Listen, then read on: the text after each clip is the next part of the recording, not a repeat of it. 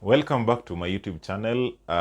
Please subscribe, like and share, comment, and so that I can get your feedback, because feedback is very important for self-improvement and also for improvement for everyone else that will be consuming this content.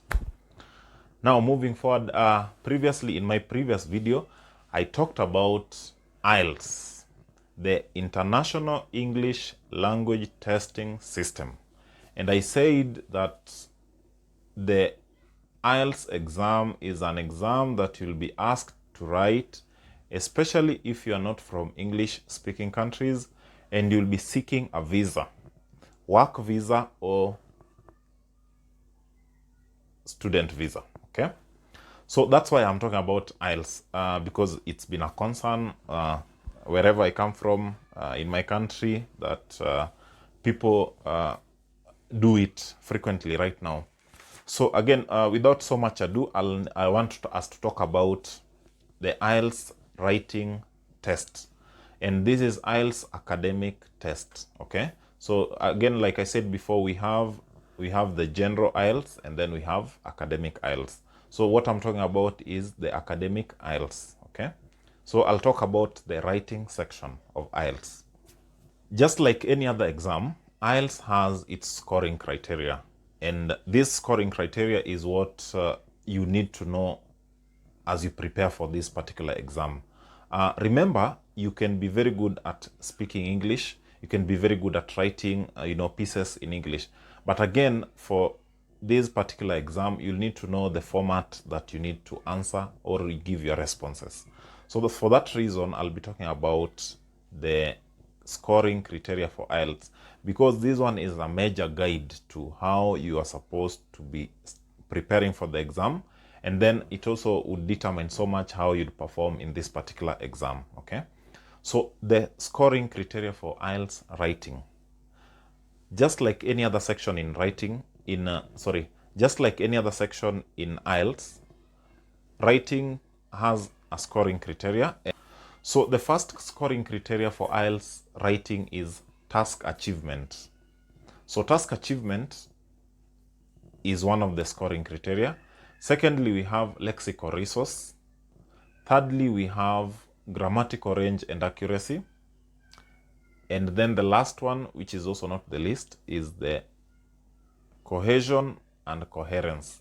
Or rather, we say coherence and cohesion. So these are the 4 criteria for scoring IELTS writing exams. And for every student, every candidate preparing for this particular exam, I'd really encourage you to read and just know about the scoring criteria for this particular exam, so that you do not have to, you don't have to veer off what is expected of you as a candidate. Remember, the goal is to get a band of more than 8.0. Remember, the maximum score for IELTS is 9.0, and most countries would require you to have at least a band of, the least is a band of 6.5 overall. So remember, that is the goal, to achieve something above 6.5, okay? Remember, the information I'm sharing here is out of my own experience, and again, it's out of what I've gathered over time, because I have done this exam before.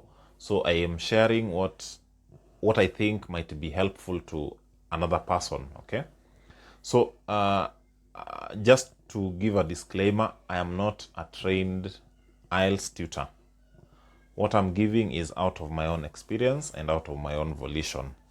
So, back to what we are talking about. IELTS writing task 1. In IELTS writing task 1, academic IELTS writing task 1, you'll be required to talk about a graph. You can be asked to talk about a bar graph or a line graph. You can be asked to talk about a chart. So it can be a pie chart. It can be a bar chart. You can be asked to talk about a diagram. And also you can be asked to talk about a map. So in the first task 1 of IELTS academic, module. Okay, so in IELTS writing task 1 of academic module, we have, for example, we have a bar graph. So the question will be asking you to describe the main features. So the question will be like, in this the bar graph below shows the number of men against women in a particular region between this particular period. So that is typically the way the question will be paraphrased. And then you'll be asked to show the to talk about the main features in this bar graph and give comparisons where applicable. In task 1, it will be having basically three parts. So we have the introduction, and then we have the body. In task 1 of IELTS academic writing, there is no conclusion. So an example would be given of a pie chart. You'll be given, the parameters there. It could be it could be about male or female. It could also be about, just some other data elsewhere, a distribution of population. It could be distribution of anything, market trends and all that. So typically you'll be asked to give main features of this pie chart, or if it is a bar graph, or if it is a line graph. So the introduction bit of your exam, of your response, will be a paraphrasing of the question. You'll just need to rewrite the question differently. And this basically means you need to know the synonyms. So for example, if the question asks, if the question body has the word, this pie chart illustrates. So therefore, as a candidate, you need to know what are the synonyms of the word illustrate. You can use the synonym for illustrate as depict, it shows, those kind of words for, for the replacement. And then remember that there are words or statements that do not change. For example, men and women would not change to boys and girls. You could only change that to male and female, okay? So you don't have to change everything. Remember, it's just a matter of paraphrasing this particular statement, and that is very, very easy. It's almost a no-brainer for, but just like I'm telling you right now is you just need to prepare for that. So the introduction bit of IELTS writing task 1, it's just a matter of paraphrasing the question.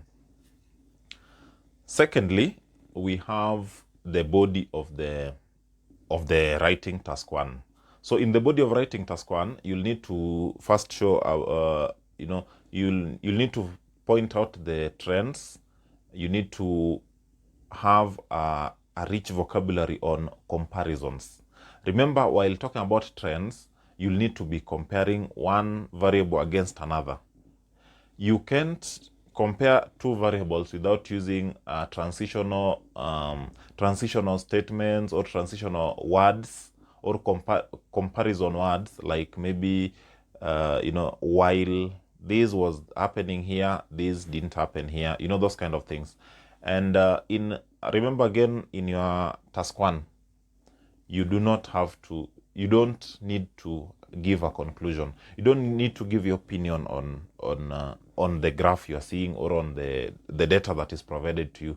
You only need to give comparisons where applicable. You give the major trends, the major changes. So in task 1, you'll typically use statements like there was an increase, while there was an increase, there was a decrease. We can talk of there was a plateau, there was there was a dip, there was a trough, those kind of statements. These are the statements that as a candidate you'll need to be very well conversant with, so that you're able to tackle this writing task 1. So remember, writing task 1 has 150 words, and you should be targeting above 150 words. So your target should be between 150 to 200 words.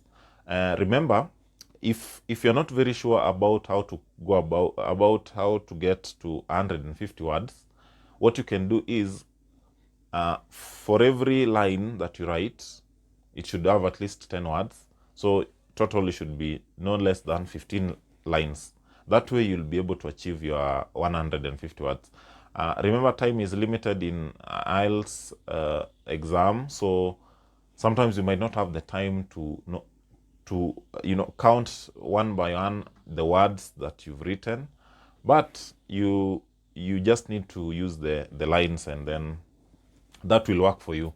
It worked for me, and I think it would work for somebody outside there, because we just need to help one another. At least